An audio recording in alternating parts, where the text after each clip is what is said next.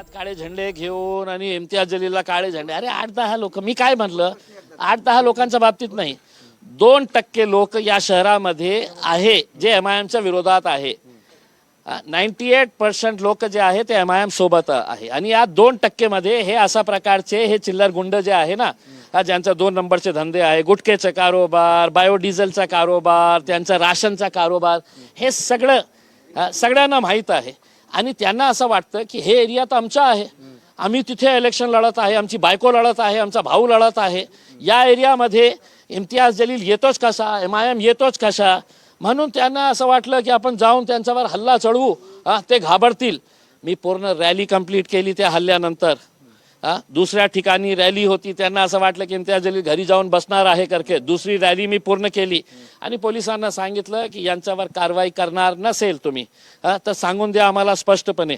त्या कलीम खुरेशीचा मुलगा जे आहे ते मला वाटतं साहिल खुरेशी नावाचा, त्याचा व्हिडिओ आहे ते कशा प्रकारे माझ्या गाड्यावर हल्ला चढवत होता उसमें. त्याच्या हातात जे आहे ना ते फायटर होता उसमें. आता हे सगळं व्हिज्युअल्स असून सुद्धा पोलीस त्याच्यावर काय नाही कारवाई करणार तर पोलिसांनी स्पष्टपणे सांगून द्यायचं आम्हाला की आम्ही कारवाई करणार नाही आहे. तर आम्ही बघू काय करायचं.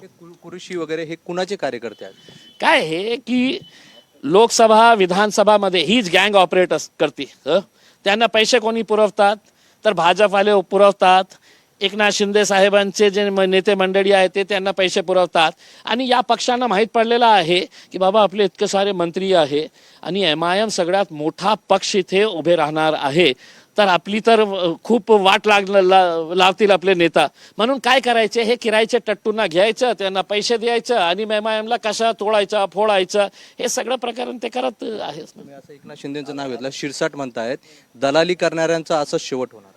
अरे कसली दलाली, ते काय शिरसाटांच्या बाबतीत मी स्पष्टपणे सांगतो, ज्या दिवशी माझ्याकडे खोके येतील खूप जास्त, मी त्यांना देतील आणि ते माझ्या घराच्या समोर नृत्य करतील. कळलं तुम्हाला? अतुल सावे असं म्हणतात की मी सतत पैशाने विकणारे लोक मला दाखवतात खोके घेऊन. काय पूजा करण्यासाठी गेलं होतं का गुवाहाटीला? तिथेकडची जे मंदिर आहे तिथे काय पूजा करण्यासाठी गेलं होतं का? खोके कुठून कसे आणले मला बोलू. आणि माझ्याकडे तसे खोके आले ना तर संजय शिरसाट माझ्या घराच्या समोर दिसेल तुम्हाला. अतुल सावे असं म्हणतायत की मी सतत इम्तियाज जलील यांचा पराभव करतोय म्हणून ते माझं नाव घेतात. अरे काय हे ऑडिओ दाखवू का?